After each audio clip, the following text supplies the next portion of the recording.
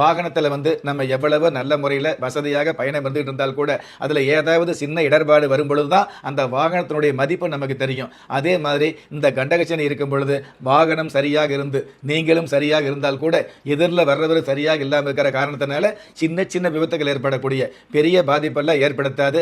Oil பங்கத்தை ஏற்படுத்த மாட்டாரு. இதனால ஆயில் காரகரா சனி பகவான் இருக்கிறதுனால ஆயில் சம்பந்தப்பட்ட விஷயங்களுக்கு பங்கம் ஏற்படுத்த மாட்டாரு.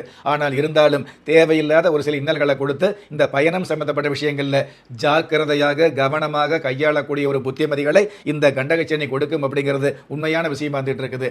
கண்டகச்சனி வரக்கூடிய காலங்களில் அடுத்தவர்களை, அதாவது பரிகாரம் அப்படிங்கிற பேர்ல என்னென்னமோ பண்றோம் அப்படிங்கிறத விட எல்வலுக்கு ஏத்துறோம் அப்படிங்கிற பேர்ல நீங்க பரிகாரம் பண்றதை விட பொதுவாகவே இந்த உலகத்துல எல்லோரையுமே நம்பணும், ஆனால் எவரையும் நம்பித்தான் இருக்கக்கூடாதுங்கிற ஒரு பழமொழியை உங்களுடைய உள் மனசுல வச்சு உங்களுடைய செயல்பாடுகள் இந்த கால நேரம் பார்க்காம உழைக்கக்கூடிய ஒரு விருப்பத்தை ஏற்படுத்திட்டீங்க அப்படின்னா இதே கண்டகச்சனி உங்களுக்கு மிகப்பெரிய நன்மைகளை கொடுக்கக்கூடிய, இந்த கண்டகச்சனி உங்களுக்கு பாதிப்பை ஏற்படுத்தாத மிகப்பெரிய நன்மைகளை கொடுக்கக்கூடிய வல்லமையோடு கன்னி ராசிக்கு கண்டகச்சனி அமையும்.